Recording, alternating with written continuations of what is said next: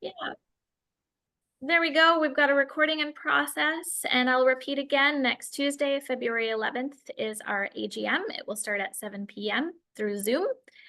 And any forays in the future will be pending now due to weather. And I'm sure it won't be until March until certain things will start, fruiting a little bit again.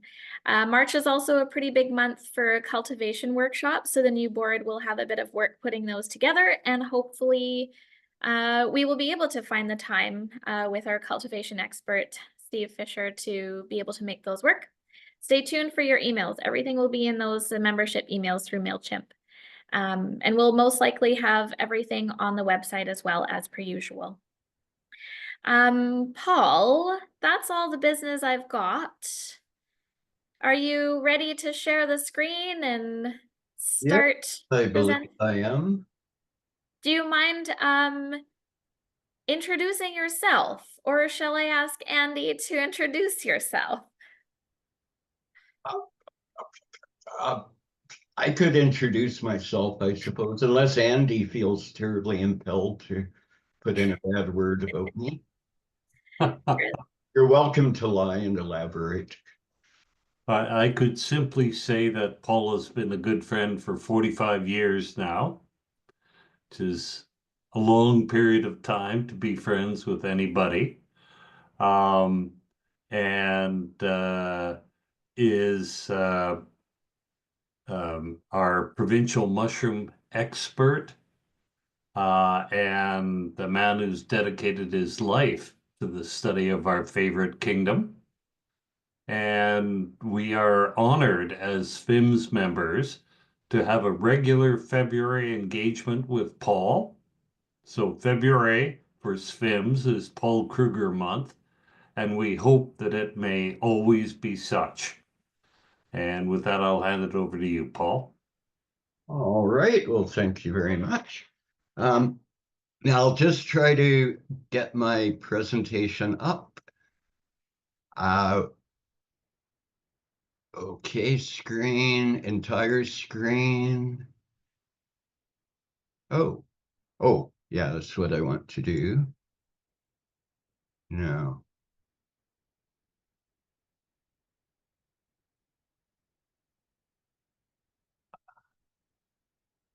Okay, okay, now. Sure. Okay, now, do you see my PowerPoint presentation? Okay, with the sidebars, etc. So I shall now go to... Now, has it gone to full screen? We're not seeing the full screen on our end. You're not, okay. You have to go to the view. I might be able to do that for you, Paul. Just okay. nope. Paul, you have to do it from the bottom. I've got no command bar at the bottom, it's at the top. So I'll go share.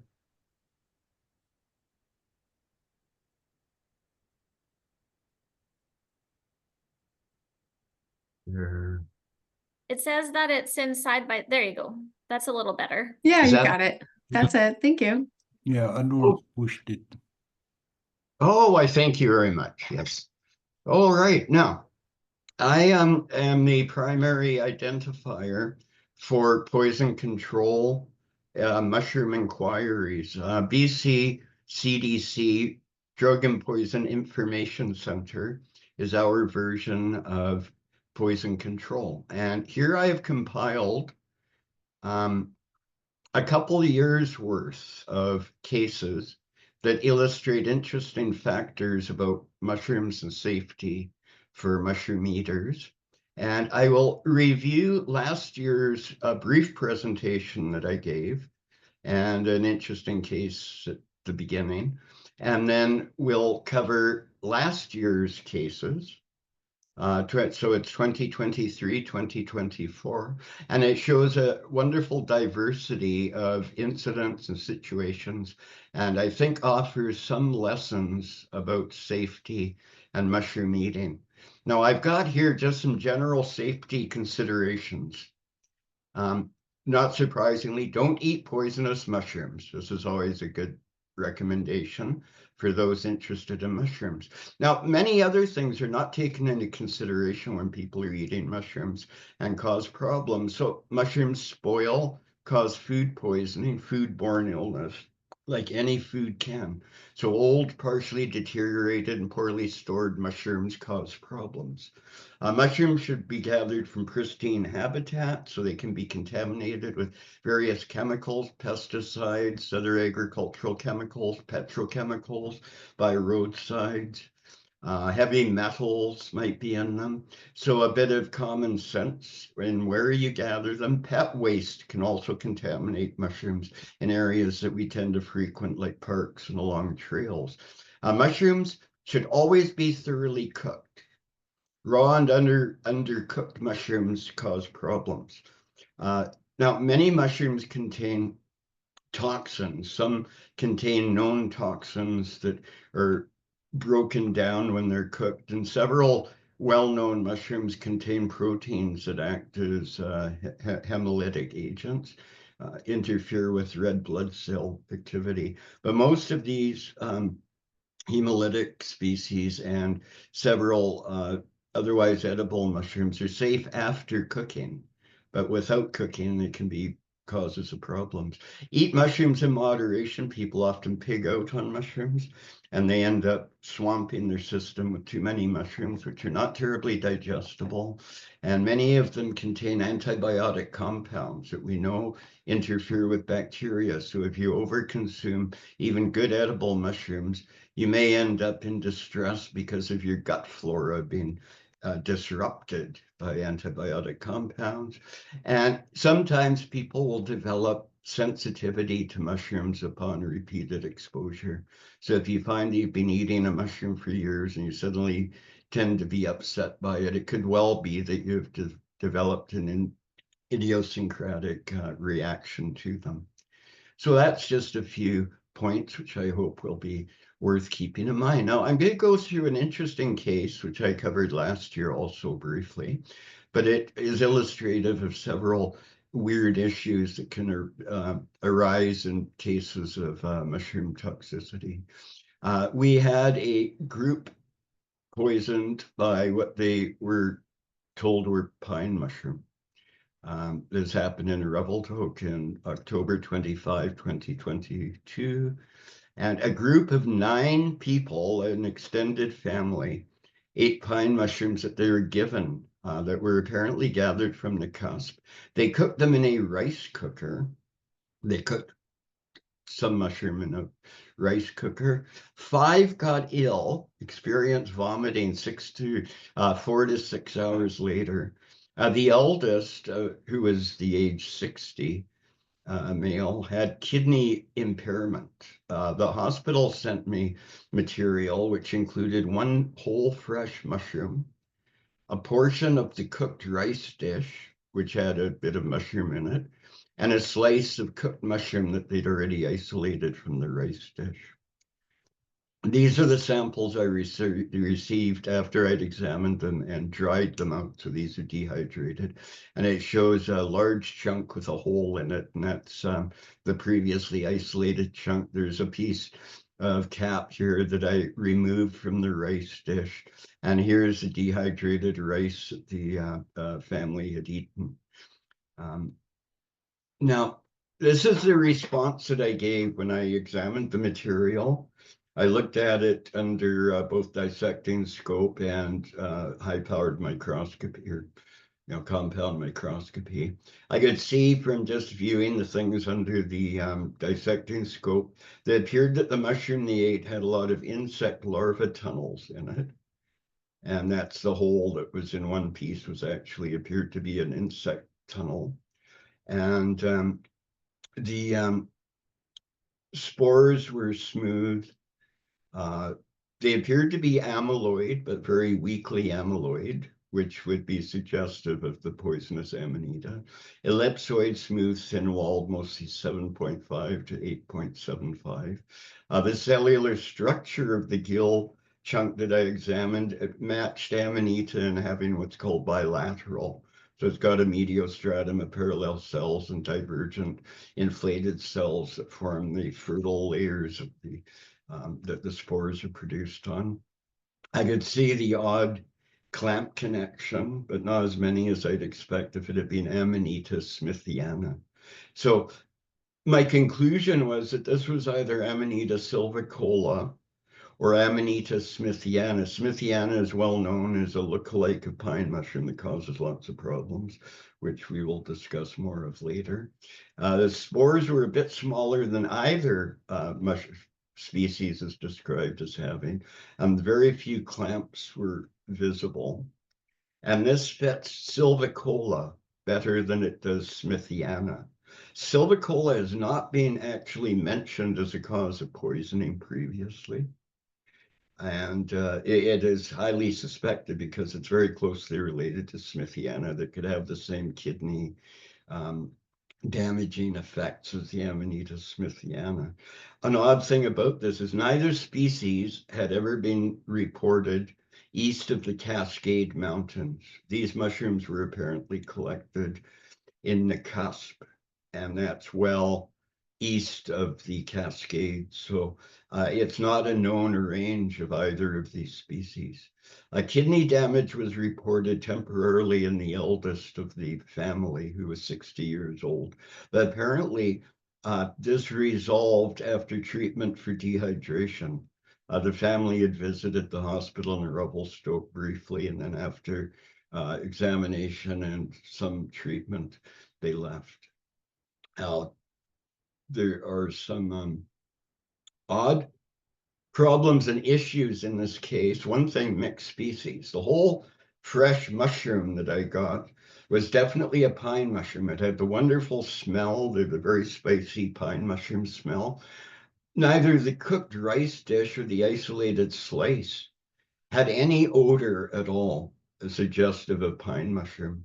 And the examination that I did of the mushroom chunks from the rice dish would indicate that this was actually an Amanita species that they ingested. I think from my observations that this is what happened. These were apparently given to the family by somebody else, some person out of Nakusp, obviously. This is something that happens quite often. Spore size measurements, I wasn't too sure of, because I don't know if cooked mushrooms might have changed spores, whether they might shrink upon cooking. One thing for sure is that because these mushrooms have been cut up and probably cleaned and then boiled away with rice and to form the dish, probably the only spores I had available to examine on the chunks of mushroom were immature spores that hadn't yet detached. So any normal size, fully mature spores would not have been visible to me from the material that I could examine.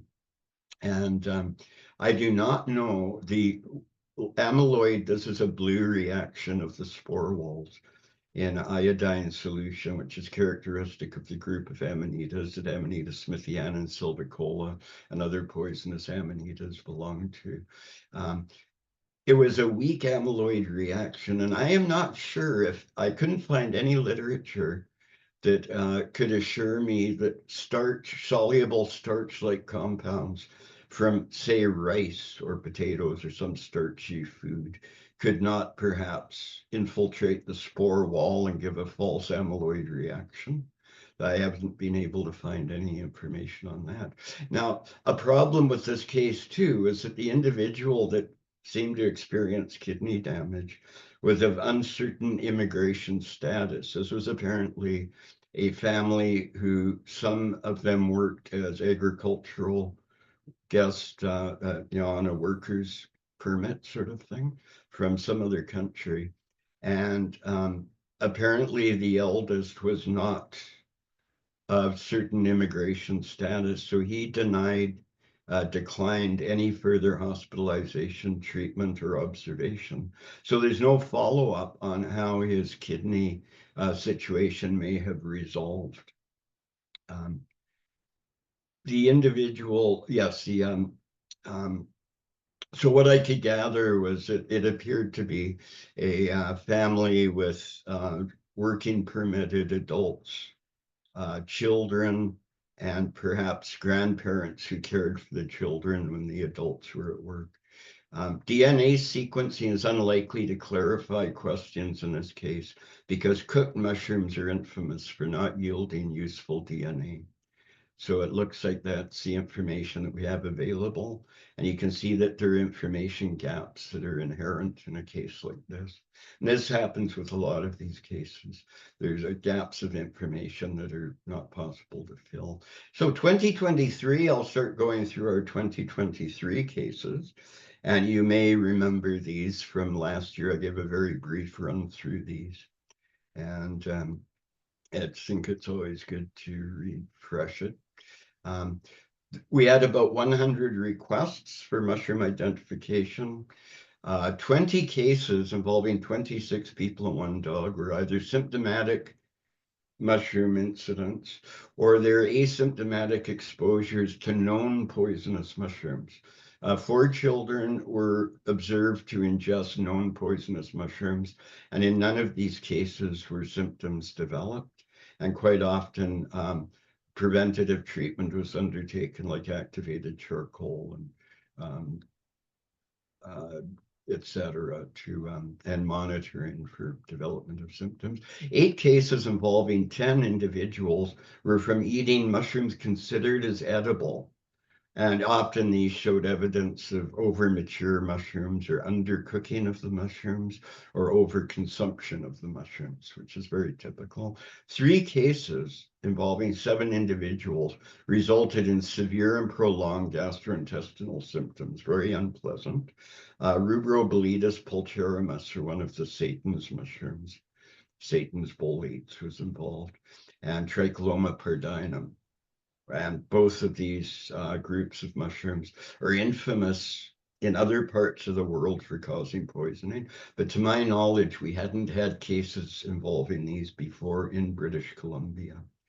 The year started off pretty, and you might remember 2023, we had miserable, prolonged winter-like, really cold, wet spring conditions. The soil remained cold, and there are hardly any mushrooms to be seen until things suddenly warmed up quickly at the end of spring.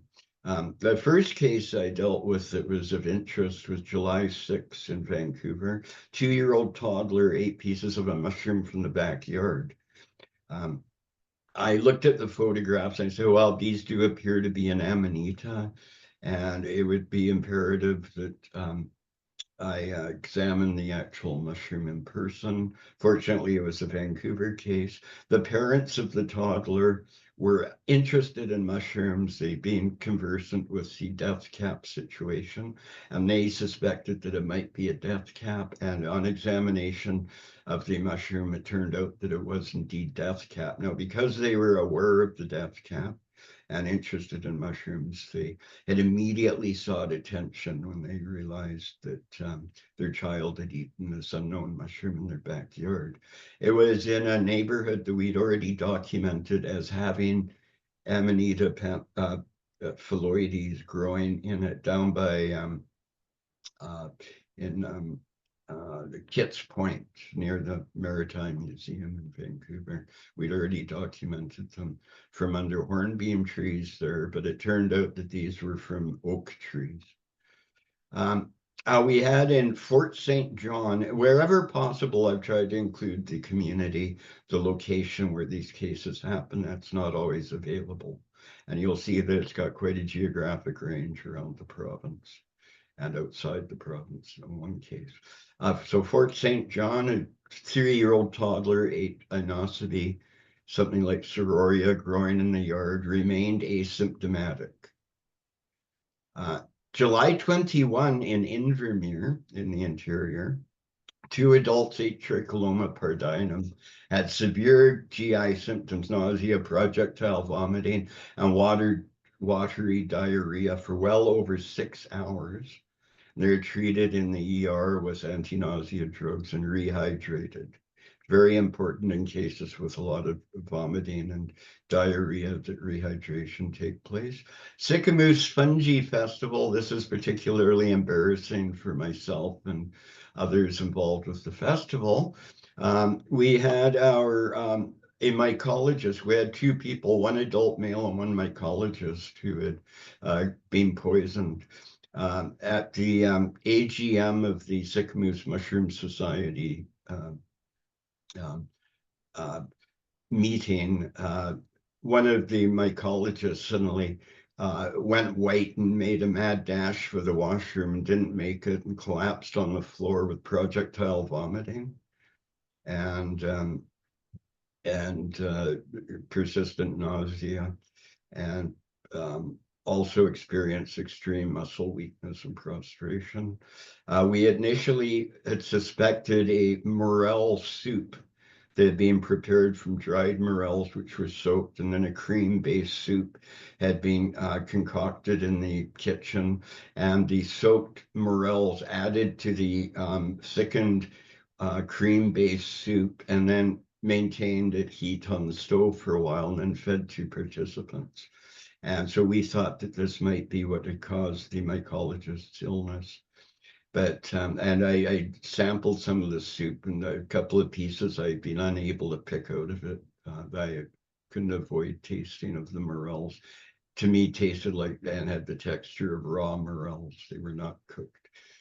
This is an issue. But upon returning from the festival to Vancouver, I found a message from Poison Control awaiting me that one of our participants had been on a walk with a mycologist and had nibbled on a mushroom of Satan's bolete, this Rubroboletus pulcherimus, and the mycologist had been slicing off little slivers and handing it out.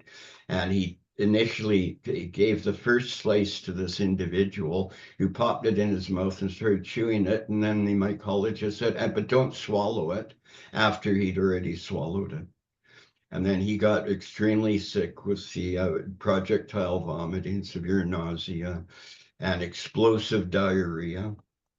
And he swore, his spouse, who I talked to, swore that he had the only mushroom he tasted at the festival was a slice of bolete that had been handed him.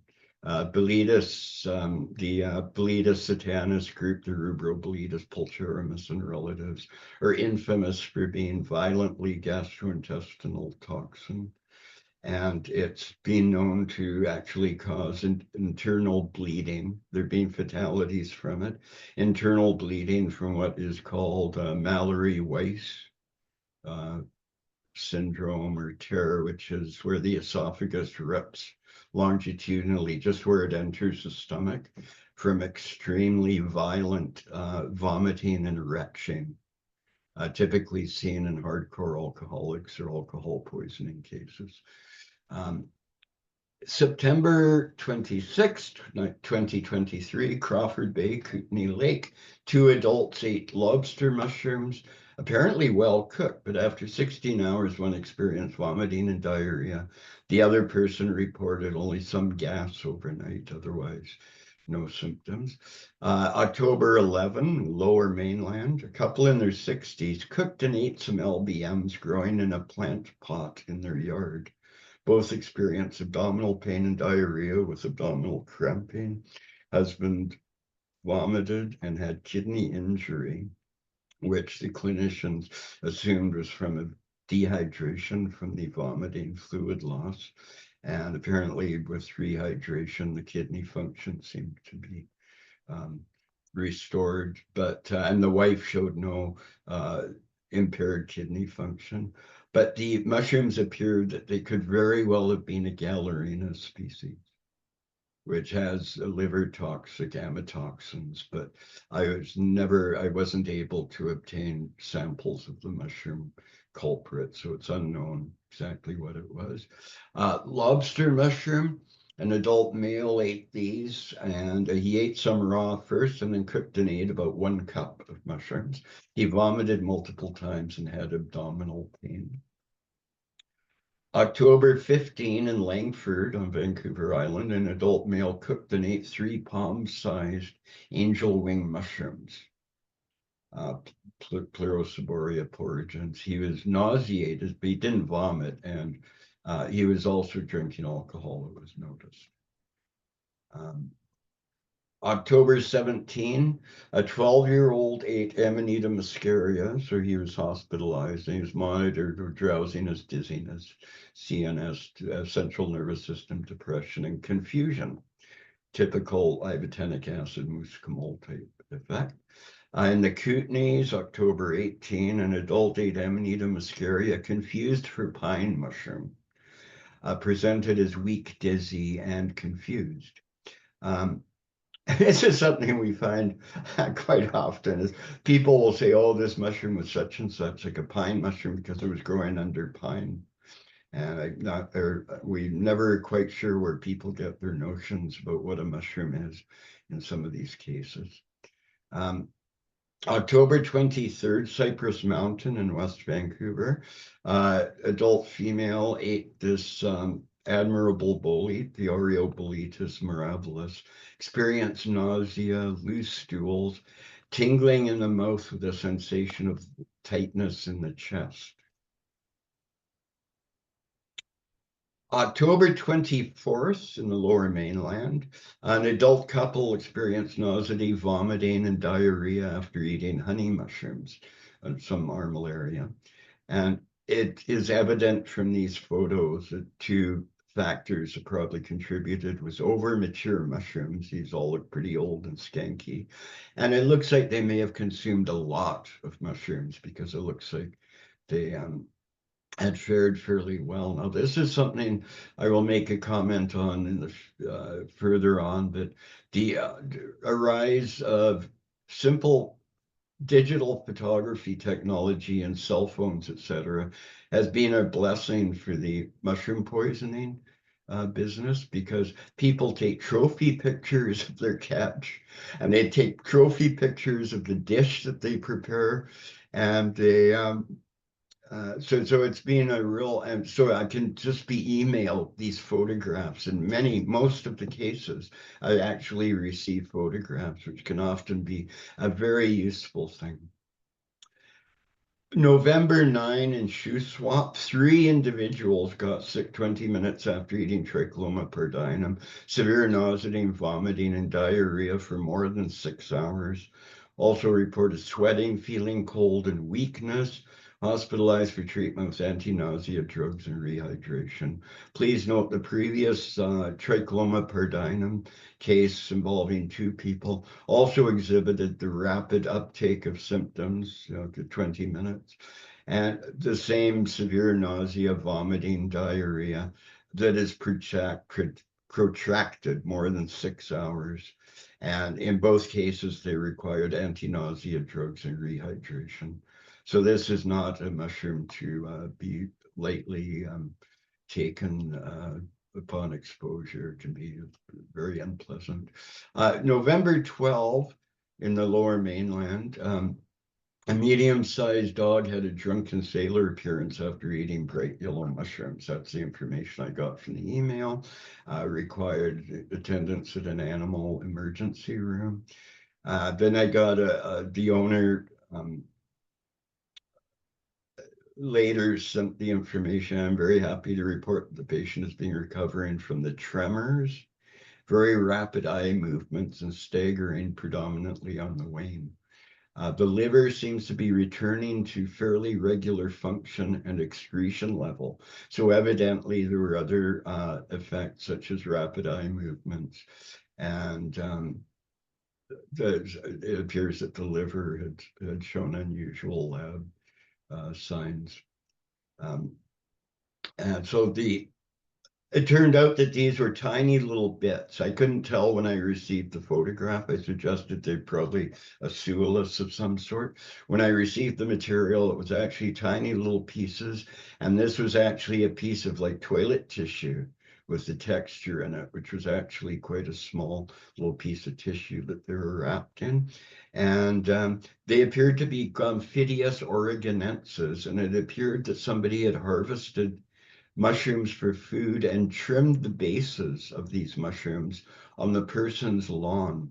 So there's this little pile of little white trimmings. I was able to find little button mushrooms attached to some of these stem end chips. And the Gomphidius oregonensis grows in clusters. And you often get little primordia attached to the bases of this cluster of Gomphidius mushrooms. And then the microscopic examination, the spores, and everything matched Gomphidius oregonensis. The dog symptoms could not be attributed to these mushrooms, but I was sent a photograph, which I was unable to find when I put together the presentation, of a habitat photo of the person's yard. And there's a little pile of yellow of these remnants that are sitting on the lawn. And then off in the distance under some trees, I could see what looked like Amanita pantherinoides or something like that, some type of little brown mushroom growing off in the distance. So I suspect that it could have actually been Amanita pantherinoides poisoning that affected this dog, which would explain the drunken sailor appearance. An individual cooked and ate, oh, this is November 15. In 2023, we had early frost at the end of October, I believe. And then we had, what are they called? Atmospheric river come through. So we had wet, warm rains that began to fall in November. And this is what appeared to be a nice harvest of pine mushrooms.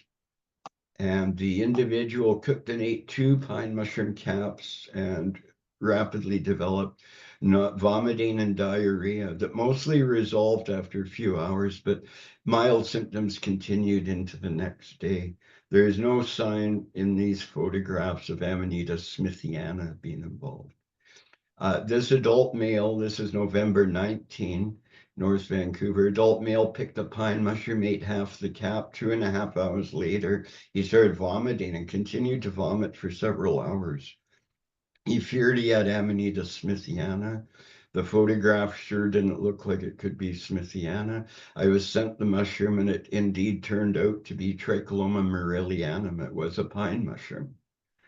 Both macroscopic and microscopic examination was able to confirm it was a pine mushroom.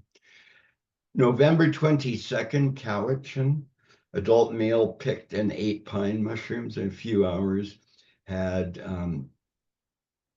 nausea, vomiting, and diarrhea that persisted into the next day. Lab showed normal creatinine levels, so our kidneys were not affected as one would expect if it had been Amanita smithiana. None of the mushrooms in these photographs appear to be Amanita smithiana, though it's hard to tell from these photos, obviously, but in a future couple of slides, I'll show you how to tell Amanita smithiana. In such a case. November 24, Southern Vancouver Island, an adult male cooked a stew with fried chicken mushrooms, he said. Experienced hallucinations and ataxia or problems walking, uncoordination of gait. Spores in some fragments, these dark fragments, appeared to match Psilocybe cyanescens. And other microscopic characters match Psilocybe cyanescens. It is a mixed collection because the pale bits of mushroom appeared to have been a rhodocalibia type of thing, or what we used to call calibia. Now, this illustrates an issue that sometimes comes up. People experiencing mushroom poisoning sometimes are not factual or entirely forthcoming with information, and it often involves hallucinogenic mushrooms. So he claims that he thought he had fried chicken mushrooms, and he made them into a stew, but one must ask whether perhaps he had actually been knowingly seeking the magic mushrooms and just didn't want to admit it. Something that caused me concern, you might see a little pale whitish sort of curvy thing attached to this mushroom stem, the upper right. There is several of those distributed through the mushroom chunks that I extracted from the stew that was sent to me. And I was at first worried that it might be some type of parasite, some kind of insect larvae. But when I examined them under the dissecting microscope, it turned out to be the dicotyledon dawns of some type of plant seed, probably something like a tomato that has those little, the primordial root structures because, or sprout structure, because it was split down the middle in each one of them. So it wasn't some type of parasite, which was a bit of a relief. December 3rd, a toddler ate a small piece of what appeared to be either Inocebi whitei, which we used to call pudica, or Inocebi geophila. The child remained asymptomatic. December 20th, a squamalt. Child ate 3 mushrooms that appear to be Inocebi geophila, or one of the relatives like pudica. The child also remained asymptomatic. Now, here's some interesting observations from, and perhaps lessons that we can get from these cases. One is that early intervention had prevented possible serious symptoms from developing in the death cap mushroom exposure. So early intervention is really important, and we're fortunate now that word about the death cap mushrooms has gotten out. So parents are much more prompt in getting children to attention, and this has avoided some incidents. Lots of children seem to nibble on Inocebi species without developing the toxin muscarine type of symptoms of sweating, salivation, tearing up of the eyes, and other symptoms. Now, in contrast, we have quite a few cases of extremely serious poisonings in dogs, including fatalities in dogs that have ingested Inocebes. And a couple of reasons for this might be Inocebes often have very distinct aromas, spermatic or resiny or fishy odors, which may be attractive to dogs, and dogs may ingest a large quantity because of the smell. Children, it's usually incidental, nibbling on a little mushroom on the lawn, so they probably don't ingest very much. And so we're fortunate that humans don't often seem to be affected by these muscarine-containing mushrooms. It appears that certain mushrooms are definitely advised not to be tasted, even just as a curious exploration type nibbling to see what they taste like. And any mushroom that has an established reputation of being a violent gastrointestinal toxin, you shouldn't even nibble on them to test them, because we often don't know what the toxin is. We don't know the threshold level to cause symptoms. And these would include the Rubroboletus pulcherimus, the so-called Satan's boletes and their relatives, red-tubed boletes, a stained dark blue. And so these can cause, it's known that these boletes can cause severe illness, and the Mallory-Weiss syndrome, which I mentioned, the internal bleeding caused by ripping of the esophagus down where it enters the stomach, and the hyperprocalcemia.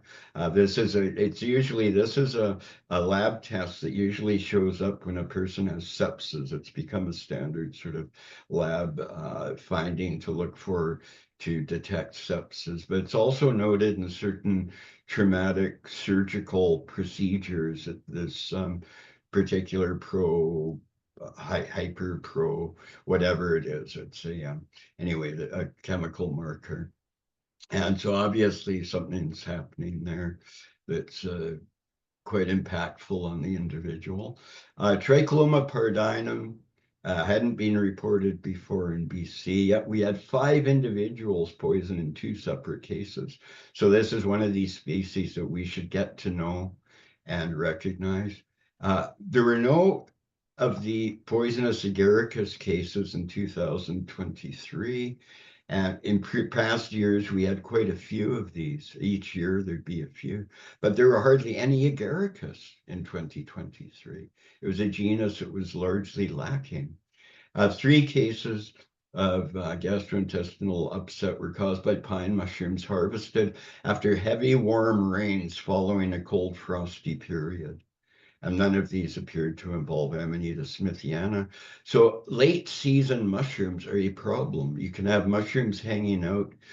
They've developed earlier in the year and they don't appear to be deteriorated, but they might have incipient decay, which is not detectable. And I was, by the way, advised by somebody with a Japanese spouse that he claims that his spouse says that Japanese people, when they get more mature pine mushrooms, they always remove the gills before eating them. If the gills, or if it's an older mushroom that's fully open and the gills are at all discolored, they'll just remove the gills and only eat the cap and stem tissue. So that may be a way to avoid that. Now we're going to go to 2024, and I'd like you to notice how different the case distribution is in this case. In 2024. We had over 150 requests for mushroom identification. That's over the 100 the previous year. Over 40 cases were either symptomatic or asymptomatic exposures to what are considered to be toxic mushrooms.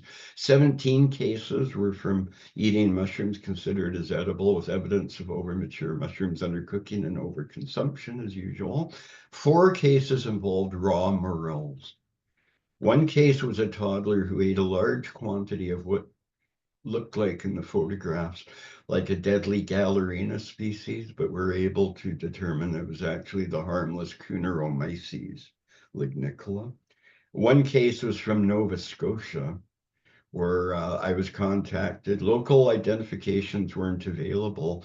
Unfortunately, this happened just at the time when all the local professional mycologists were at the International Mycological Congress, IMC 12, which was held in the Netherlands. So all the professional mycologists back east had headed out to the big conference, so they weren't available. It started off 2024 was a good year, starting off in the spring and all through it, a tremendous mushroom year, as is reflected in the number of cases. And this is the dates obscured by the little thing. I've got stuff here that's stop share, unfortunately. Oh, anyway, this is sometime in the early spring. There is a family of 3 who bought Verpa bohemicas that were advertised as morels at the farmer's market in Kelowna. They cooked and ate them in soup and within 15 minutes developed nausea. 1 adult had a loose stool, the other had some mild stomach upset. No vomiting occurred. May 3rd, 2024, Salt Spring Island. 2 adult women ate what they were told were portobello mushrooms, but it turned out to be Amanita panthrenoides or similar. Within 1 hour, a woman had vomiting, and within 2 hours, both women felt dizzy, woozy, off, had tingling sensations in their fingers and arms. Characteristic ibotenic acid muscimol intoxication. They recovered much as you would expect. They have a nice tablecloth, by the way. It's rather pretty. Again, the darn date here is obscured by this little... Hey, Paul, it's Shannon. It says May 4th, 2024. Oh, great, thank you. Okay, May 4th, 2024. An adult female purchased roadside morel mushrooms. So this was a roadside vendor, and only $10 a pound. She ate 1 or 2 of them raw and then cooked about 5 cups of them. That's quite a large quantity, and ate them in an omelet. She was apparently hungry in a rush. She may have undercooked the mushrooms. She felt unwell about 15 minutes post-ingestion, so she made herself vomit. Notice that the mushrooms appeared to have been expelled in the emesis. About 1 hour post-ingestion, she started having diarrhea, which apparently lasted for a while. Now, this is the case where, can you see the date on this? Yeah, May 13th. May 13th, thank you very much. A 15-year-old child had eaten over 10 caps of these little brown mushrooms growing on wood. We could see the stem stumps here in the photographs that were sent. And these, you can see how many mushroom caps are missing from these clustered little brown mushrooms. Unfortunately, they appeared to be very young mushrooms. So from examining the photographs, I wasn't sure what they might be, but very much suspected Gallerina. The child was started on activated, was taken to Nanaimo, given activated charcoal and monitored. When I responded back, I said that, well, I cannot tell from these photographs, we'll have to examine the mushrooms. And because it's on Vancouver Island, I'm in Vancouver, the prospects of getting them to me in a timely fashion were slim. So I suggested that it be treated as though it was the amatoxin containing Gallerina until further resolution could be gotten. And we were able to contact Dr. Joey Tanny at PFC, and he was able to hang on at the office there at the lab and wait for delivery of the mushrooms. They were brought to him and we're able to examine them. He was able to examine them microscopically, and we determined that they were not Gallerina, but the harmless Cuneromyces lignicola. These are these photomicrographs that Joey did, and we're very relieved to notice that the spores are smooth-walled, ellipsoid, with a germ pore. A germ pore is at one end of the spore. There is a very thinning of the wall that looks like a little hole there, and that's called the germ pore, which is present in Cuneromyces foliota, Strephareaceae, etc., closely related things, and not characteristic of the deadly Gallerina mushrooms, which have roughened spore walls, no germ pore, and a characteristic smooth sort of patch near the spore attachment place that is called a plage. And so these did not show the characteristics of Gallerina, but rather of Cuneromyces lignicola, which is a very common spring mushroom. It turns out that Gallerina, the deadly Gallerinas, are not a spring mushroom. I'll get back to that in a bit. This shows the Chylocystidea, which are sterile cells that occur on the gill edges and the spores. And this is very illustrative of how it can be very critical to have a mycologist available to respond quickly to a case like this, because by determining that they were not the deadly Gallerina, we're able to ensure the family that their child wasn't in danger, and the child was, the various treatments were ceased and the child was released. May 19, Smithers, a child ate morels on a pizza. It was cooked in a pizza oven very briefly, the mom said. High heat, but short time. He had initial vomiting 90 minutes post-ingestion, and then a second vomit about 45 minutes after that, and then apparently recovered. May 24, an 82-year-old male foraged and ate raw number of morels mushrooms. And after 30 minutes, he developed nausea, vomiting, and diarrhea, presented an emergency, looking unwell, sweaty, sleepy, and hypotensive, low blood pressure. Following day reported blurry or wavy vision and unsteady on feet. There's a type of morel intoxication that's called the neurotoxic morel syndrome, which usually morels cause gastrointestinal symptoms, but this neurological involvement has been noted in recent years as quite common. And you can see from the specimen that was sent with him to the emergency that it looks like it was very mature mushroom. This one's definitely an over mature morel. We don't know what he actually ate, whether they were young or fresher. 11-year-old boy ate a few stems of these morels before they were cooked, and vomited 4 or 5 times and settled down with no further vomiting. Had no diarrhea, no other symptoms. Labs were normal for liver and renal function tests when he was checked out. An adult male ate foraged oyster mushrooms, Pleurotus austriatus, lightly cooked in a salad. The photograph of his salad, this is one of the trophy sort of pictures that we get now, people that with the cell phone photography now, we get these wonderful photos of dishes. They're really pale white bits on the top are actually the Parmesan shavings, and below them are beige little chunks of the cooked oyster mushroom. And the mushrooms that he ate looked like they had been water soaked. Now, we had in that time period, we had a warm, dry period that brought out a lot of oyster mushrooms. And then we had cold, wet weather set in. And so these oyster mushrooms that had grown out in the wild had been soaked with rain. So it appears that that may have been at play with these mushrooms. Sometimes there's mushrooms being made available now, often with very little information. So a person wrote me an email asking about these. He bought them at the Kitsilano Farmers Market, and they're just labeled gypsy mushrooms in the weight.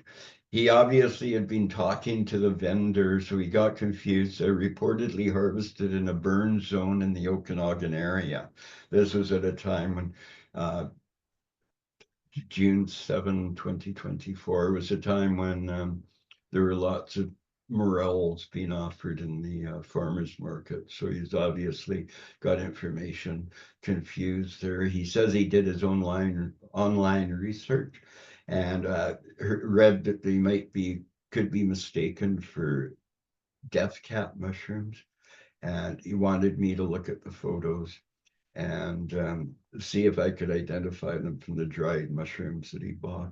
And I wrote him back saying that I was fairly sure that they looked, from the characteristics I could see in the photos, that they do appear to be gypsy mushrooms or some other similar mushroom. And I assured him that most of these vendors that have a line of mushrooms, various mushrooms, are actually quite experienced, and it would be unlikely that the death cap mushroom would be offered in such a situation, because they're primarily an urban mushroom at this point, and the gypsy mushroom is gathered in forest land. But this is characteristic of the poor labeling and information accompanied sales of wild mushrooms and some cultivated mushrooms. The public has offered very little reliable information. June 12, 2024, location not specified. A woman ate 1 raw morel, didn't experience GI or neurological symptoms, but the following day reported soft stool, so she was concerned about that. July 1st, 2024, location not specified, an adult female purchased magic mushroom, Psilocybe cubensis, that's a cultivated tropical mushroom, at a festival and ate one. She experienced hallucinogenic effects, but also developed abdominal pain and diarrhea, which persisted more than 4 days, and had elevated liver function tests. We suspect microbial contamination. The mushrooms in the photograph, I didn't examine the actual mushrooms, but from what I could tell in the photograph, they look like really old, dried Psilocybe cubensis that have been kicking around a long time. There appears to be dusty residue on the inside of the bag. which is something that I've seen in really old samples that have been hanging around for a long time. I suggested probably microbial contamination. You don't know who grew them, how they were handled. If the person that grew them and packaged them might have had a gastrointestinal or some kind of disease that could be passed on with these. I also suggested that if it appears that it's a serious disease of some sort, that they might want to check whether the festival might have had contaminated water or if some type of foodborne poisoning incident associated with other people that attended the festival. But I couldn't figure out what festival had occurred in the last week of June. I know there was one, I think, in Campbell River, some type of music festival. There's some festivals that are very informal and not very well regulated, so we don't know the situation that surrounded that. In this case, a 4-year-old child had experienced vomiting 3 times. They vomited 1 to 2 hours after playing in a backyard and was suspected to have eaten mushrooms found there. The patient seemed to nap, fell asleep, and remained well, other than those vomiting episodes. It appears that the mushroom they found in the yard was Amanita pantherinoides. But apparently it was a children's party and the child was not accustomed to drinking soda pop. And apparently a child had been really hitting the soda pop at the party. So the parent actually thought it was as likely to be the soda pop to cause the vomiting as the mushroom, because the child had actually not been seen eating the mushroom. It was just a matter, circumstantial that they looked at the mushroom. A young male ate what he thought was chicken of the woods, and within an hour was nauseated and had subjective arm weakness. That's where he felt that his arms were weak, but if you do muscle sort of reaction tests, the arm isn't actually weak in reaction, but it's just the patient's perception of it. And this is a photo I get a kick out of. Many of the photos are what we call meta, where you get these weird things. So here you've got a picture being taken of his cell phone, which he's holding with the same hand that was holding the mushrooms. And there he's got his little hospital slippers on, in the bed. So it's kind of fun to see that sort of setting, sort of reflected in the photograph. Now it appeared that this was Pycnoporellus fulgens. And I based this identification on the size, which is smaller than the chicken of the woods or Latiparus. And it's got a fuzzy zoned cap.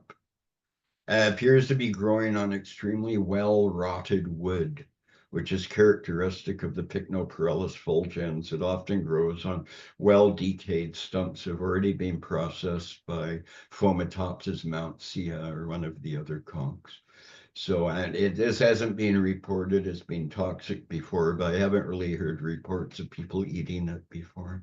And I suspect that he probably used an online app to identify it, probably submitted the photo and came back with an identification of Latiparus, chicken of the woods mushroom from an online app. This is a case from August 10th. I got a call from Nova Scotia, and a child had eaten mushrooms, was given activated charcoal, experienced diarrhea the following day, was admitted to hospital for blood work. Apparently the child had been submitted to the activated charcoal treatment before any GI symptoms had developed. But when I saw the photographs, I suspected Entoloma. Looks very much like an Entoloma species, has pinkish gills, and the whole stature, all the characteristics fit Entoloma and the sort of Lividoalbum group. which are known to be toxic and associated with fairly pronounced gastrointestinal illness, including diarrhea, but also usually nausea and vomiting too. And so I was able to say, well, from my understanding, the Entoloma species are not known to cause death or to cause organ damage. So I would suggest that maintain just symptomatic treatment. And upon return of the mycologists, if you can preserve the material, it should be easy to examine it microscopically to confirm or deny the identification as being an Entoloma. I just happened that weekend, the August 10 period, was the beginning of the 12th International Mycological Congress in the Netherlands. So all the mycologists had gone to that. A 10-month-old on August 13, a 10-month-old chewed on a mushroom plucked from a potted house plant, and it appears to be Gymnopolis luteofolius or aeruginosa, which contains psilocybin psilocin. The child was not reported to have had neurological effects from it, but appears to have just been half a cap that they had eaten. And I don't know if a 10-month-old would really exhibit symptoms from a mild dose of an hallucinogen that would be detected by parents. August 13, Maple Ridge, a woman picked what she thought was an oyster mushroom from a rotted stump in the forest. She cooked and ate it, about a tablespoon amount. She noted a bitter taste. Her stomach hurt, and she experienced pins and needle sensation in her throat. The next 2 days reported sharp needle-like abdominal pain, nausea, lack of appetite, disorientation, and dizzy. No vomiting or diarrhea. Blood work normal.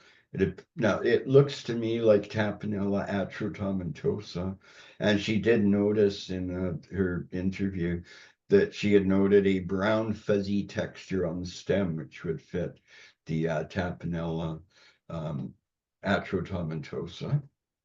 And I did get a impression from conversation with the clinician that the people that dealt with this woman found her to be demanding or I don't know how to put it, difficult, let's say. And so I suspect that she might have been one of these colorful characters who is somewhat challenging to work with in a health setting. I do notice, by the way, somewhat disconcertingly, that she appears to be missing a finger. I can't for the life of me quite account for her of what appears to be a missing, she appears to be missing her ring finger on her left hand, so maybe a bad marriage or something. August 17, a young child ingested a piece about the size of a quarter of what appears to be Xerocamelus diffractus, or what we used to call Xerocamelus chrysanteron. And I was rather amused to see this photo, which appears to be the upper left, appears to be a child's hand holding what looks very much like a McDonald's hamburger. So I think this might have been a picture taken of the child playing around with a pretend hamburger, which they ended up taking a bite of. And they only experienced loose, soft stool without any other symptoms, but the parents were concerned, so they photographed the remains of the mushroom, which has all the characteristics that one would expect of the Xerocamelus, which are a common urban mushroom. August 17, 1.5-year-old child bit into this earth ball and inhaled a bunch of the spores, had some coughing, but then settled down and didn't experience any other symptoms other than coughing. August 28th, a patient, a young male evidently, ate this mushroom, and he had placed it next to his hallucinogenic mushroom and ate this one instead. by accident, apparently. And he apparently used a online app to identify this photo after he'd eaten it. And it turned out the app told him it was a cysternarius. And when I saw the photo and was able to look at the photo closely, I decided that it does indeed look like Cysternarius rubicundulus, what we used to call Cortinarius rubicundulus, which is distinctive because it develops yellow staining on the stem and other parts of the mushroom where it's handled.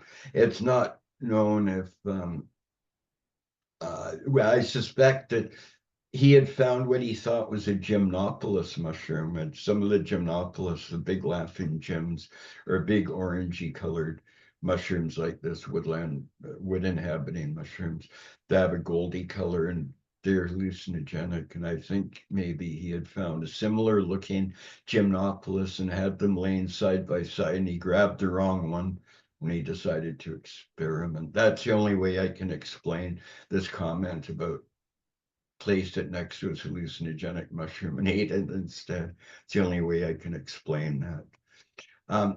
August 29, 13-month-old child chewed a mushroom about the size of a penny that was in the lawn. Mom removed as much as possible.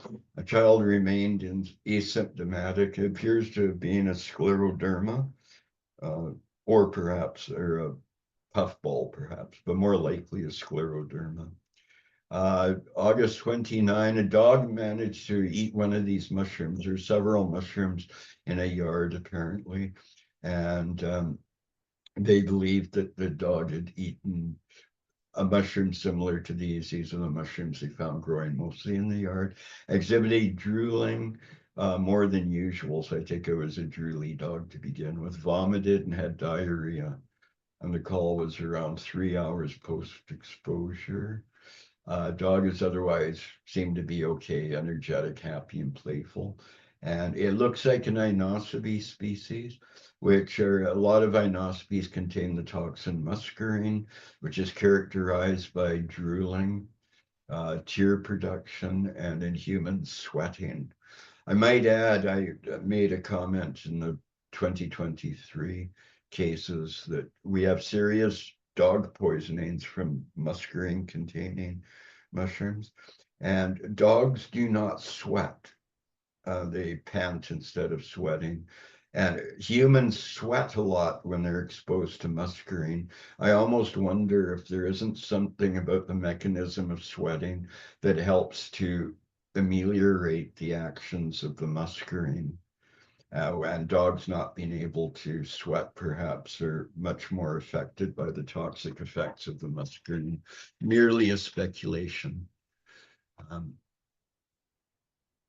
But relevant because we're getting back to muscarine here. An adult female ate Amanita pantherinoides, this mushroom or similar species, thinking they were puffballs. Now she had GI upset and sweating after 15 minutes.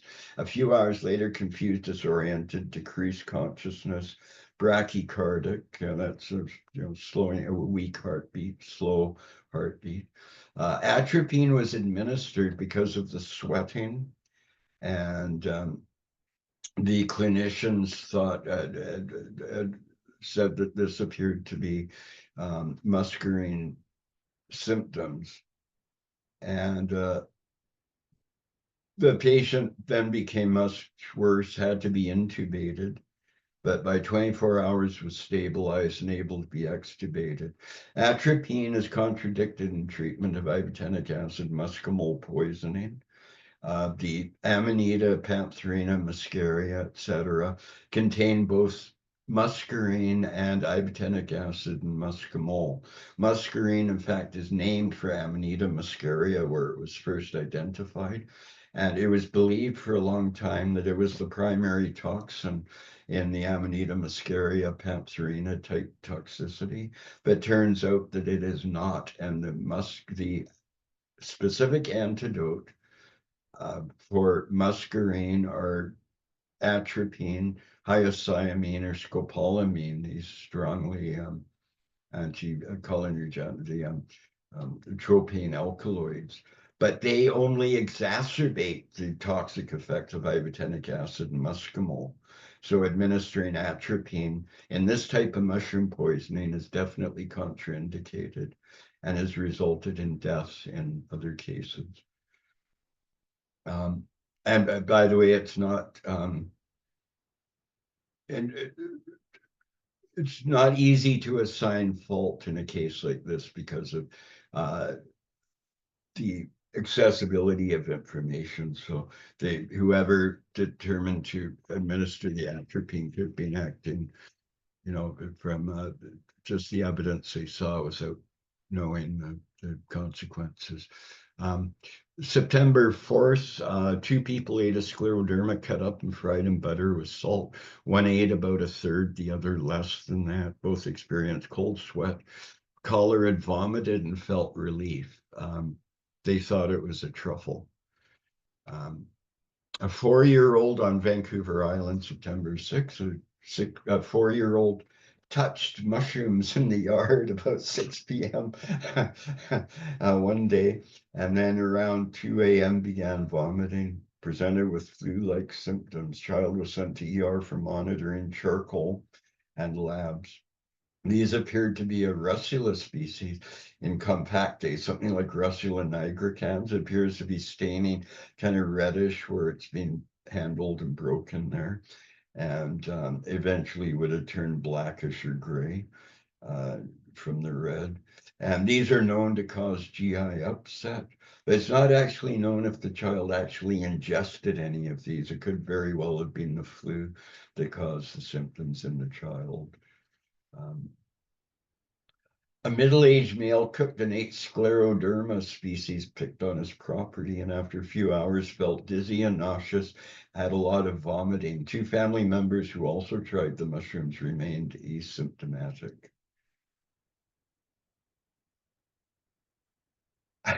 This one I get a kick out of. September 14, Port Moody. Adult ate these Lexinum aurantiacum type group bull eats.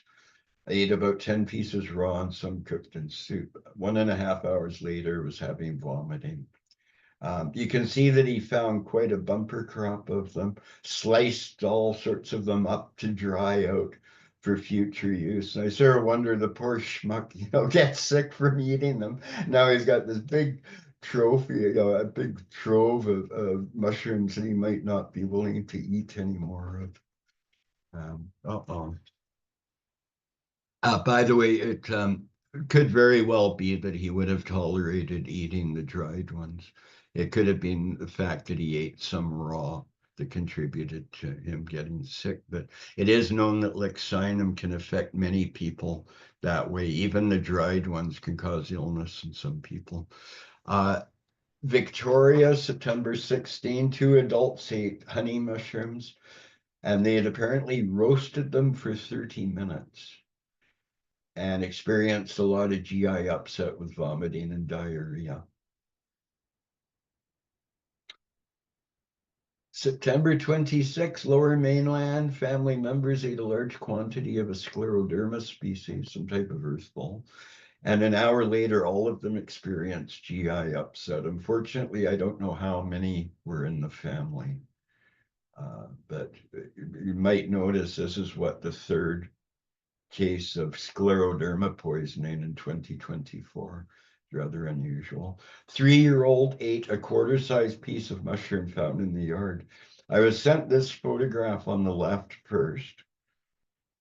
The parents were quite concerned. They'd heard about death caps and they're worried this could be a death cap. I saw the photograph. I could see that it appeared to have whitish gills that weren't attached to the stem, had a ring on the stem. The stem base was not clearly able to be discerned from this photograph. I said, well, I think it could be either Amanita, a chlorophyllum, or leucoagaricus. Chlorophyllum or leucoagaricus would not be likely to be poisonous, and Amanita could be a very serious situation. So I asked that a top view of the cap be sent to me. So they took this photo of the top of the cap, and I sent it to me so I could rule out chlorophyllum, which are the shaggy parasols, so they'd have scales, shaggy scales covering the cap. And this one had a smooth cap that actually appeared to have little patches of what could have been interpreted as veil tissue. By the way, the staining on the fingers of the clinician here, the syringe in the background, that is activated charcoal that was administered to the child to bind up toxins and prevent them from being absorbed. And so I suggested, well, from this, I cannot determine whether it would be a serious Amanita situation or whether it would be a leucoagaricus. Please send me the material. So the material, fortunately, again, it was in the Lower Mainland, Abbotsford, so it was delivered to me. And I was surprised when I examined it. It turned out to be an agaricus species. And it was very immature, so the gills looked very whitish. By the time I received them several hours later, they had a very pale tannish sort of buff color to them. And then under the microscope, I could see the pigmented spores. So it turned out to be an agaricus, probably a harmless agaricus or mildly gastrointestinally toxic agaricus, but not something serious. So this is the sort of case where it shows the need for microscopic examination in some cases. This is a probable Amanita smithiana picked with pine mushroom incident. And these are 4 people who ate mushrooms foraged by a neighbor. This is something that keeps coming up. People eat mushrooms given to them by other people. I think that makes me nervous sometimes. I always wonder about the poor person that gave them the mushrooms, how guilty they feel.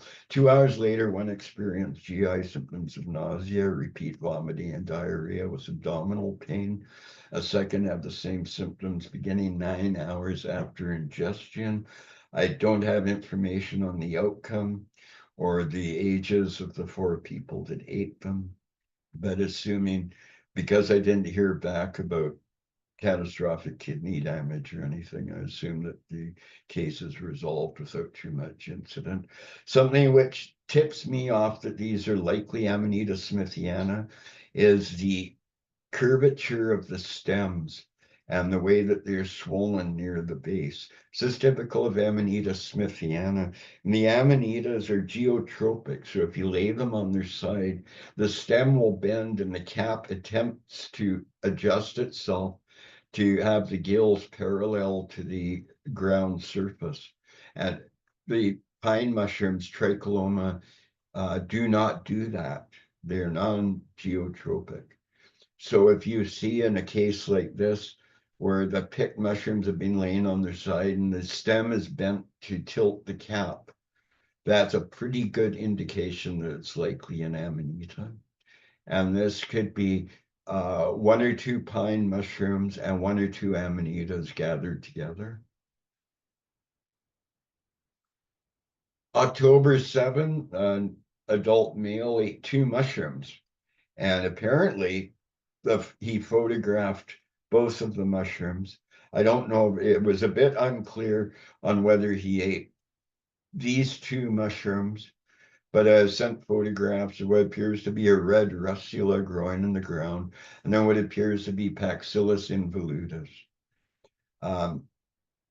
5 hours after he ate them, he developed vomiting and diarrhea.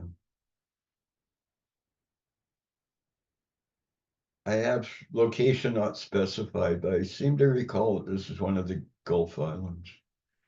October 10, Pemberton, we had an adult male who ate what he thought were pine mushrooms, and he experienced nausea and vomiting that evening. The following day, his urine production began to decrease, and a day later ceased altogether, at which time he presented at the hospital with kidney failure, and he was admitted to undergo kidney dialysis until the kidney function resumes.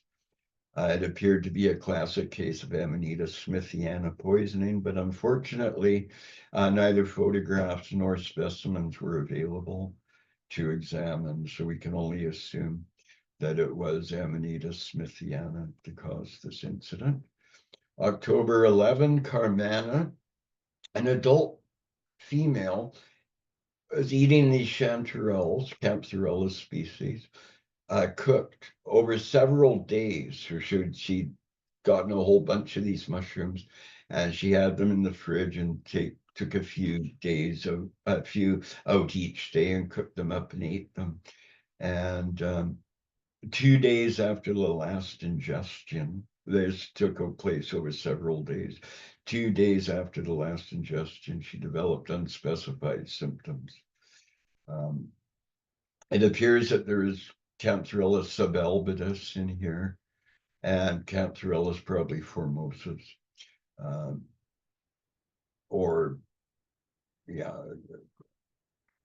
So I think this is probably from deterioration of the mushrooms after several days storage. They're probably just showing storage damage, bacterial, microbial problems. October 15 in Victoria, a group home resident with developmental delays ate up to a quarter cup of these mushrooms that were growing in the grounds of the residence, and was sent to hospital for charcoal. Apparently, patient remained asymptomatic. They were afraid there could be death cap mushroom. They appear to be an agaricus related to buck McAdooiei or Agaricus tyrrendorfensis, which are one of the Lusia lunch bunch. Cause gastrointestinal symptoms that is quickly resolved. And I was rather amused when I was looking at these photographs. I suddenly realized I've cropped them quite heavily, but what we see here is a person with protective gear on standing in a dumpster, and at their feet are a couple of these big lawn garden waste bags full of these mushrooms that they'd obviously cleaned out a huge crop of these mushrooms that were growing in the grounds and disposed of them in the garbage bin. And then some poor schmuck got into the gear with their plastic gloves on and climbed in to retrieve the mushrooms to have identified. October 20, Castlegar, a couple picked and ate what they thought were shaggy mane mushrooms, Caprinus comatus, but is evidently Amanita muscaria. The husband ate 2 mushrooms after a couple hours, experienced nausea, vomiting, and lethargy. The wife ate only a small sliver and had just mild nausea. This is the ibotenic acid muscimol type poisoning, Amanita muscaria. And it's rather odd that they thought they were shaggy manes. October 23rd, Seashelt, an individual ate some mushrooms, started vomiting, and was sent to the emergency room. Caller thought they might be death caps. I could see from the photos that they appeared to be either Cortinarius in the broad sense or an Inocebi. In the Cortinarius, the stems were very pale, which rules out the deadly Cortinarius orellanus group, which have heavily pigmented stems. And so the pale stems in these cases indicates more likely Inocebi. And so it was probably Inocebi causing muscarine poisoning in this individual. October 29, adult female ate chanterelles around 9 p.m. 4 hours later, started having abdominal pain, diarrhea, nausea, and later on at the time of reporting, had new onset back pain, lower back pain. These appear to be over mature chanterelles. October 30th in Squamish, 2 young adult males ate what they thought was a pine mushroom on the evening of October 29. 18 hours post-ingestion, they both remained asymptomatic, but the photograph was shown to 2 mycologists, Dave Waldy and David and myself, both identified it as, in all likelihood, being an Amanita smithiana, causing concern. And the both subjects were recommended to present to emergency ward for kidney function tests and observation, to drink lots of fluids, but they both continued to be asymptomatic. One thing that caused both David and I to suspect Amanita smithiana was again the geotropism. You can see that this mushroom had been laid on its side and the stem had bent to try to orient the cap to be parallel to the ground surface. And so, and then the swelling at the base of the stem is also characteristic of the Amanita smithiana. It turns out that just about all the symptomatic cases of Amanita smithiana poisoning that we have on record have involved people that are either older in age or have chronic kidney disease or predisposing factors, including age, to chronic kidney disease. And so it appears that in young, healthy people, ingestion of Amanita smithiana is unlikely to cause acute illness and kidney damage in the short term. We don't know what the long-term effects of exposures might be. Cowichan, October 31st, an adult male gathered lobster mushrooms and chanterelles, the Cantarellus formosus, in a forested area, ate about 2 cups worth fried in butter. 2 hours later, he had symptoms of nausea, multiple episodes of vomiting, diarrhea, also shortness of breath, sweating, and pale lips. November 3rd, 2 adults cooked and ingested pine mushrooms foraged by a friend. Here again, we have somebody else picking the mushrooms and giving them to somebody, and felt sleepy afterwards. Next morning, one felt nausea and cramping, but no other symptoms. Partner who also ate them had no symptoms.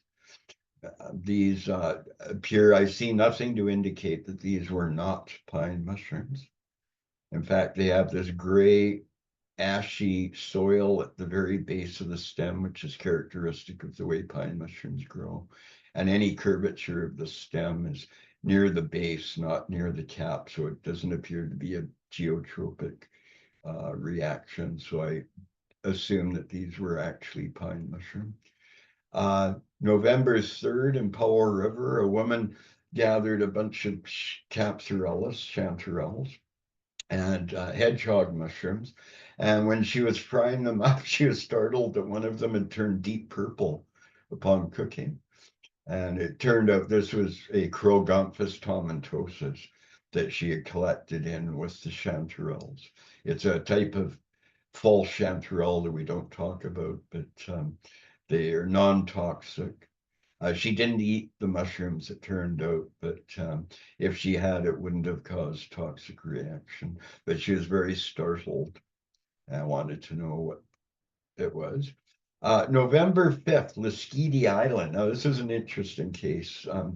An elderly couple cooked and ate Inocebi whitei, probably, or Inocebi geophila mushrooms.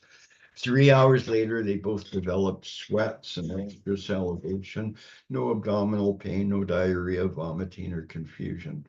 Stormy weather, we had a storm, they shut down ferry service.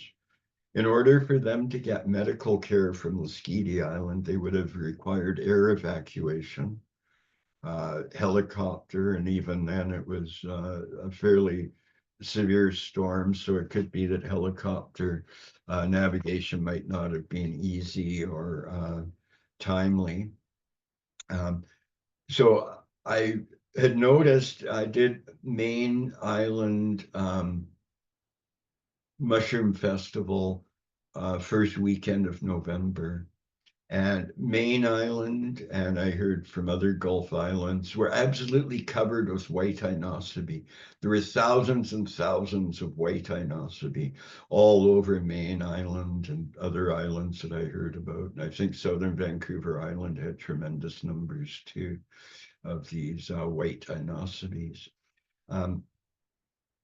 Now, because I was able to assure them that muscarine poisoning after several hours, they're already after 3 hours, they began to develop the symptoms. It was several hours before they got to poison control, and poison control got to me to send me the photos.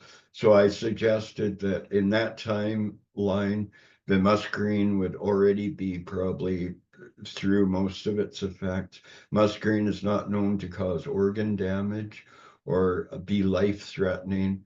So the best thing that they could do would probably just be to ride it out and not seek further medical attention. But then I did comment that perhaps some over-the-counter cold medicines contain the anticholinergic tropane alkaloids that are a specific antidote to muscarine poisoning. So perhaps as a measure, could access locally some of this over-the-counter cough medicine, like I think NyQuil is one of them, or Dristan. There's these very standard ones that have warnings on them, about that makes you drowsy and such, and so they can help to limit the symptoms. So this is something which I want to check further with pharmacologists about whether this is viable, whether a particular over-the-counter remedy might be better, like a short-acting nasal spray or something might be worth considering as an emergency sort of first aid measure in muscarine poisoning. November 5th, Vancouver, 8-year-old child presented at ER with symptoms of fever 24 hours after he licked a mushroom. It looks like a honey mushroom, which were quite prevalent at that time. The symptoms are probably not related to this mushroom exposure, unless I suggested it had bacterial contamination or some kind of microbial contamination. Otherwise, I could only imagine that it was coincidental, and probably a child actually was suffering from an illness causing fever because of the 24-hour lag too. November 15, North Shore, 67-year-old female developed abdominal cramps 30 minutes after eating winter chanterelles, Cancerellus tubeiformis, and vomited several times. Husband also ate them but remained asymptomatic. A couple of Cancerellus formosus or regular chanterelles appear to be in the picture too. Some of these appear to be quite badly deteriorated. So here's a case where overaged mushrooms were probably involved. November 15, a small child found with a mushroom in their mouth. These were easily identified as the GI toxic Hyphloma fasciculare, but this child remained asymptomatic. And individual ate mushrooms that appear to be a scleroderma, one of the earth balls. And in the evening, about 4 hours after they ate them, they began to experience GI irritation, gastrointestinal irritation. 5-year-old child ate 2 caps of a mushroom growing around home. They appear to be an Inocebi species, probably containing muscarine. Child remained asymptomatic. There were some other mushrooms growing nearby, photos of which were very clearly Hyphloma capnoides. So this is likely an Inocebi, which did not cause symptoms. And finally, December 27, an adult woman experienced vomiting shortly after eating dried morels that were soaked in milk and then added to a sauce which was cooked briefly for about 4 minutes.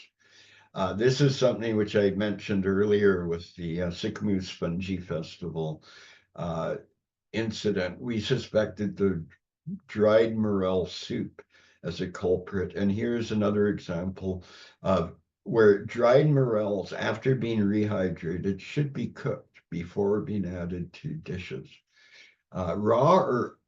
Here's some observations and potential lessons from 2024.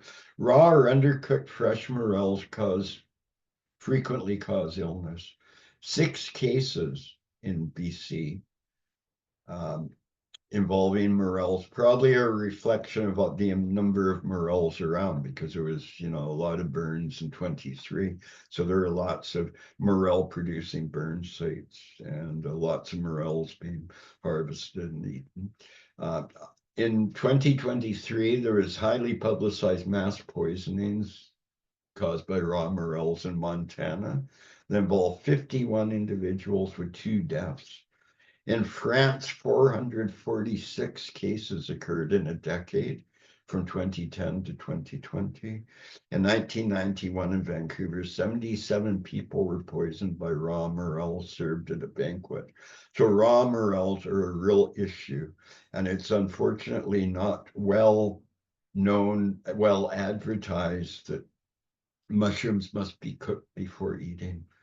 A suspected Galerina ingestion by child in May caused great concern for us, but microscopy by Joey Tanny and determined that the child had actually eaten the harmless Cuneroomyces lignicola, a common spring LBM on wood, and they really look like Galerinas. But when I reviewed herbarium records at UBC, I found that 88 collections of the known species of deadly Galerina that were gathered in BC.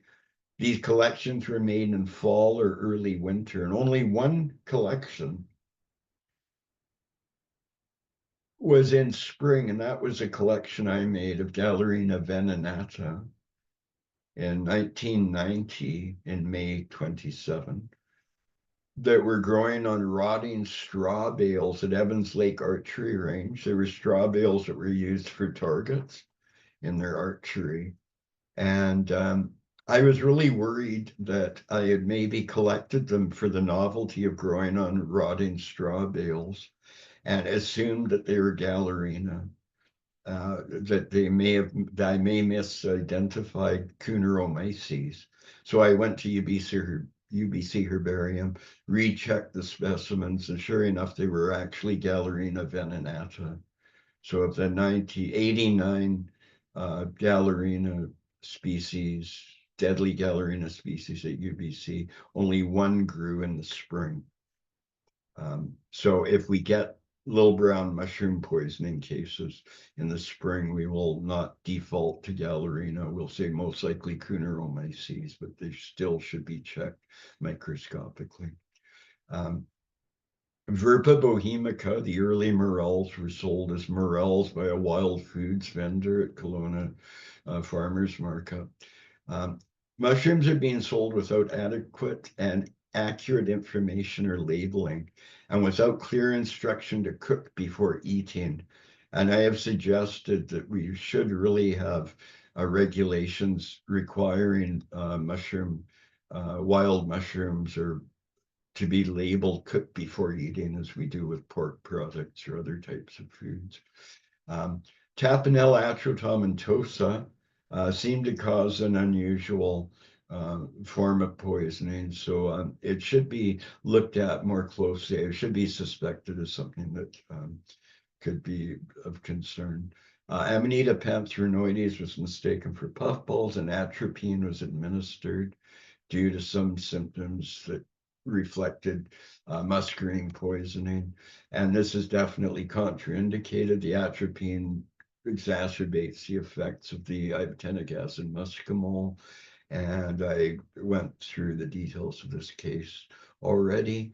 So it just illustrates that it really is an advantage to have the mushrooms identified before proceeding with treatment wherever possible. And both Amanita muscaria and pantherina do contain some muscarine, and you do get some muscarinic symptoms, but primarily most of the symptoms are from the other compounds, ibotenic acid muscimol. In 3 cases involving 7 individuals, Amanita smithiana has been eaten when they were mistaken for pine mushroom. 3 individuals experienced severe GI symptoms. One also experienced kidney failure and was hospitalized and received dialysis treatments.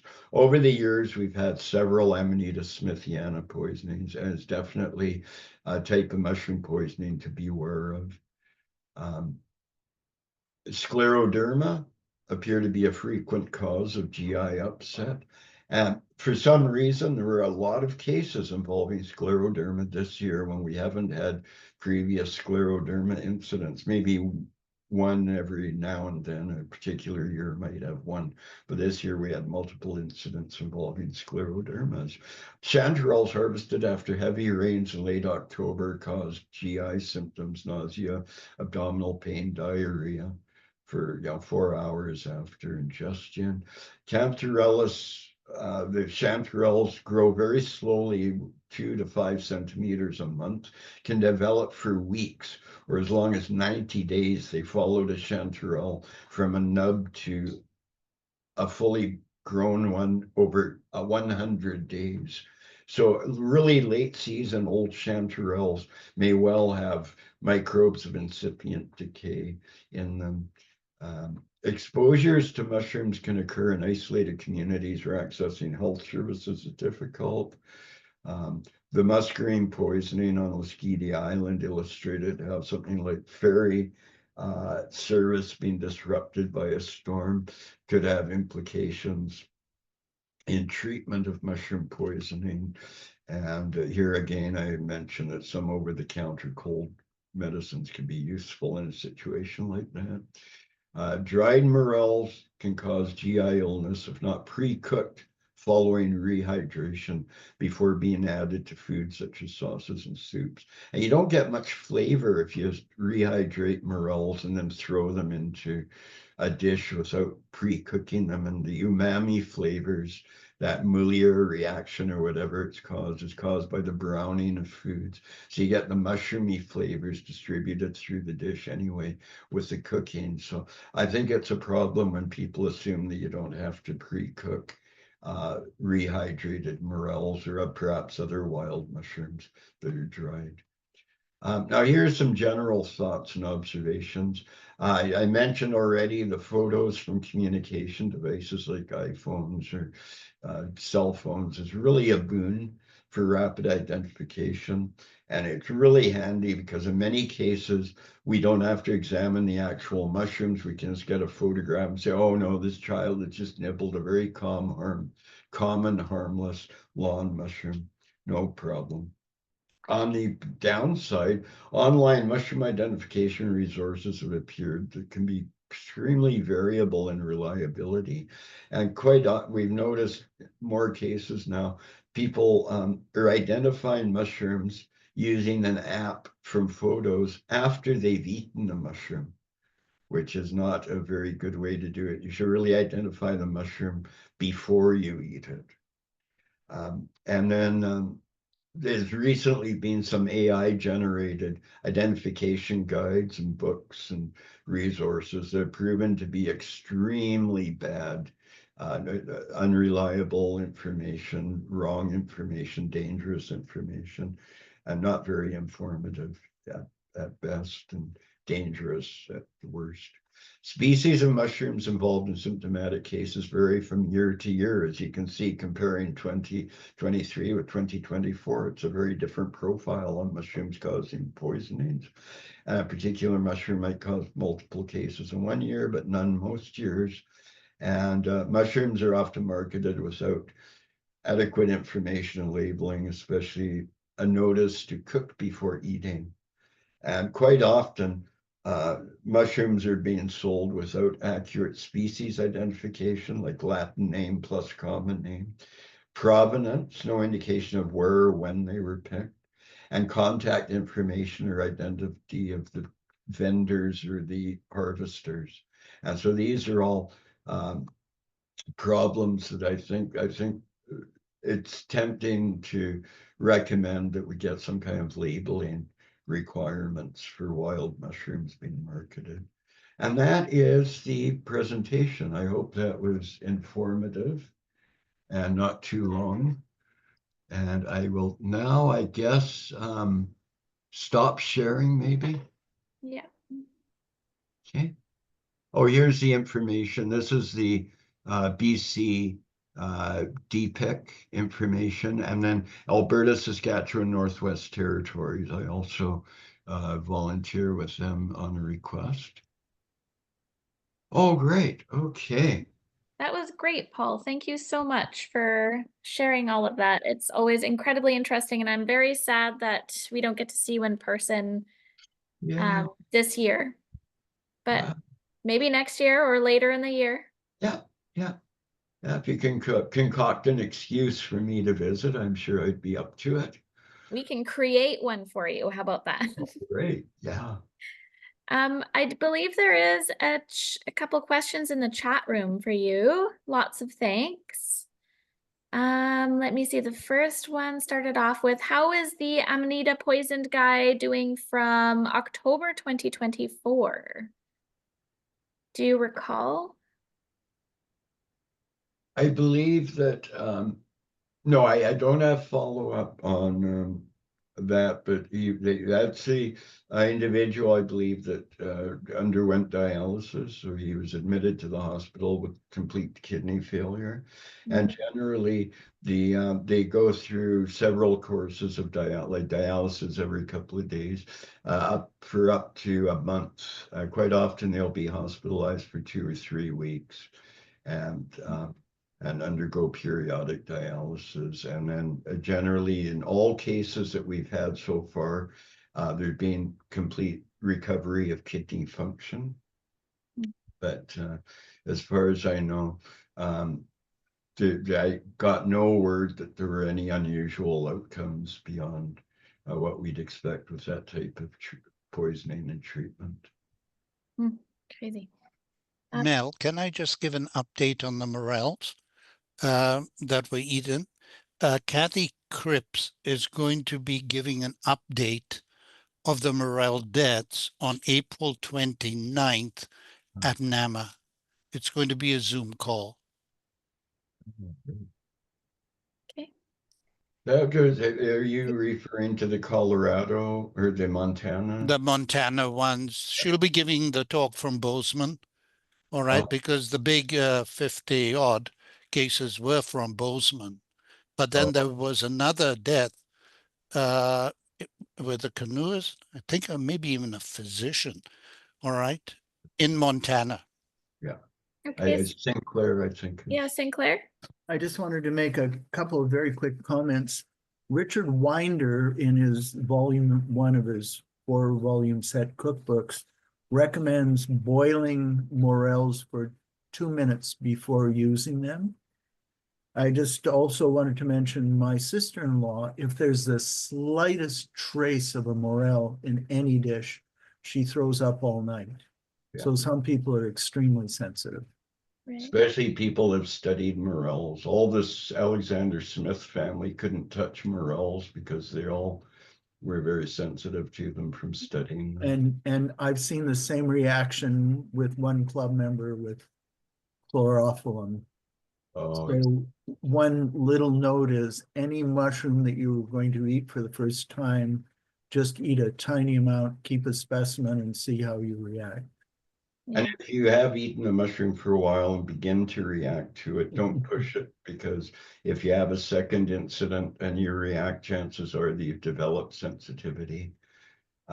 Also, I heard something which was intriguing. Apparently, all of the extremely serious the fatalities in Europe, also there have been several, have been involved morel mushrooms that were cultivated in China. And apparently I tried to find out, I went through some articles and tried to find out what technique they were using to, because there is speculation that there's something about the Chinese cultivated morels that has given them this quality. And unfortunately, it appears that the process for growing them is patented and not available. I couldn't find, I tried to look up the patent, but I was unsuccessful. Yeah, lots of food for thought. I mean, I remember very distinctly from Daniel Winkler when he throws on his webinars for about $10 each, and then he talks about a bunch of edible mushrooms. He was very clear that minimum 9 minutes of cooking at a medium temperature to fully, thoroughly cook them. Yeah. It's a lot of food for thought on morels. Yes. Why do it? Why do it? Honestly. Oh. I am Tastes very, really good. I know they do. I'm very skeptical about some people that get enthusiastic about pushing boundaries. So David Aurora and others have been sort of promoting the idea of eating Amanita muscaria. And they talk about parboiling them and pouring off the water a couple of times. And they've actually given demonstrations and written about this, and there are little videos that mention it. But unfortunately, people don't always absorb all of the information. So Yeah. we've now started to have intentional ingestions of Amanita muscaria because people heard they were edible, but they didn't hear about the parboiling part or how long to cook them. They just heard that they were edible. So a transmission of information can be a real challenge.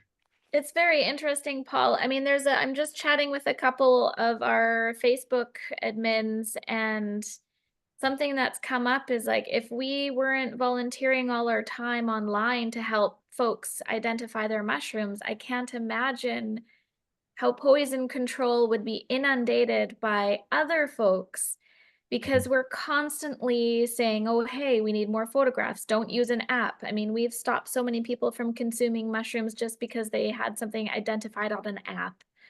And the wrong books that are created out and for sale on Amazon. I mean, it's pretty incredible. It takes a whole team of people to really monitor what people want to eat these days when they're foraging. It's pretty interesting. I myself and other individuals in VMS have become very hesitant to serve as identifiers for people just wanting to know if they can eat something.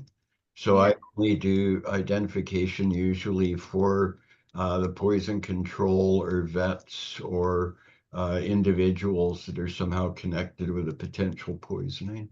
But because of liability issues too, and the inability to ensure that the person you're talking to interprets the information correctly, I'm very hesitant to make any comment. I usually will default to, oh no, that one looks like it's poisonous. Don't eat. Yeah. No, we've come up with some phrases to try and circumnavigate that by saying most likely or compare to or take a look at. And whenever anyone kind of new comes in, we kind of squash it right away when they say 100% it's edible, and we're just like, no, no, no, no, no. Yeah. So yes, sorry, Sinclair, continue.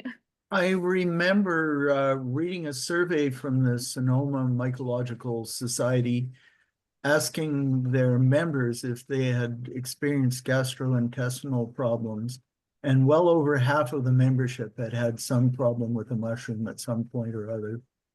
Yeah, I'm not surprised. That would be a really interesting thing to ask, actually, because of the amount of discomfort and poisonings that we see online versus what you probably receive, Paul, is really quite fascinating. I would love to get a poll from club to club and see like who's intolerant to this or that, or be pretty interesting. There's a very strong a Dunning-Kruger effect with mushroom eating.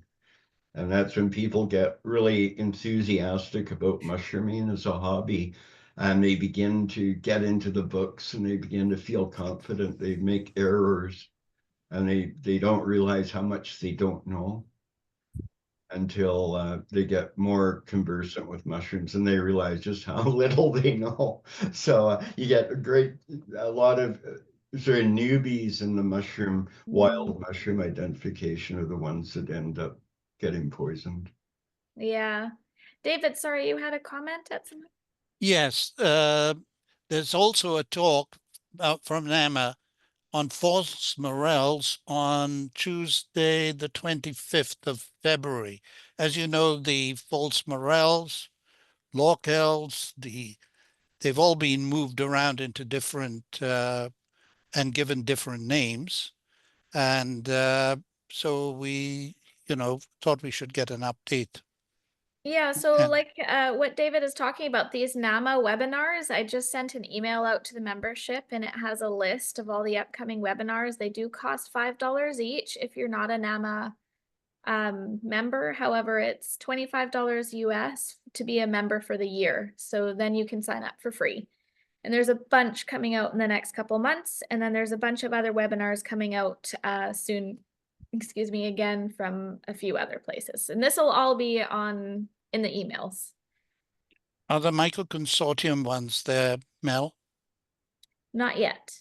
All right.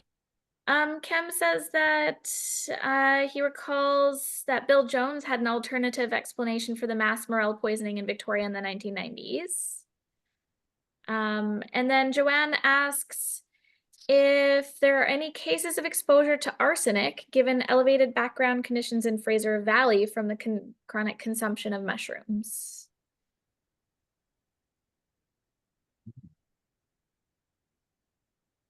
Okay, now that last bit was arsenic in Fraser. In the Fraser Valley. Any reports of arsenic poisonings, I guess, related to any mushroom consumptions? I think that would be a hard thing to. That might be in reference to the aftermath of the flooding. Something like that. But the thing I do know is that there is great concern, alarm about morels used to be gathered in old apple orchards at the time when arsenic sprays were still being used as insecticides in orchards. So it's suspected that there could have been arsenic poisoning associated with orchard morels, but I don't think arsenic is used agriculturally anymore. And that's probably not an issue. Right, sorry, someone answered. The difference between Amanita smithiana or Amanitas and the Tricholoma, the pine mushroom, is the geotropic. That's a very Sure. good characteristic. And then the odor is also the distinctive cinnamony pine mushroom odor is lacking in the Amanitas. And a crush test. Oh, yes, yes. The stem of the pine mushroom is very resilient and you can't push your thumb through it easily, whereas the Amanitas have a softer, mushier stem. Yeah, Sinclair. I've never had an answer to this question. I wonder if there's updated information. These red or orangish aerial fire retardants that they spread on forest fires. Does that give toxic results in mushrooms? My understanding is it's bentonite clay and iron oxide as a pigment, which are not expected to have any toxic effects, but I'm not sure about that. As far as talking to a fire suppression person, I got the impression that they're pretty innocuous things that are mostly used. That's in BC. I don't know what they use elsewhere. There are some, there's the pink one, you know, the one you see being dumped from the back of planes. I think it contains something called Phosgene. There's a manufacturer up in Kamloops, and that's PFAS, basically. Oh, okay, that So doesn't... when they're trying to suppress fires, there's a small component of what they dump includes that. So something that would be interesting to know is whether that's included or picked up by the fungus or fungi. Yeah. Do you know anything about that, Paul? No, the compound you referred to is unfamiliar to me offhand. What do you call it? PFAS? PFAS, yeah. PFAS. It's like it's used as a fire retardant. Oh, is that the stuff that's in clothing, etc.? It's in clothing. It's been found in milk. It's been found in forever chemicals, basically. Yeah, it's found on And toilet most paper. of the firefighting foams, at least the structure stuff, that's all been phased out. I've never heard of it in wildland fire stuff before. Oh. But it used to be Yeah. something called AFFF, which was like that foam stuff that we put on house fires. Right. Right, exactly, yeah.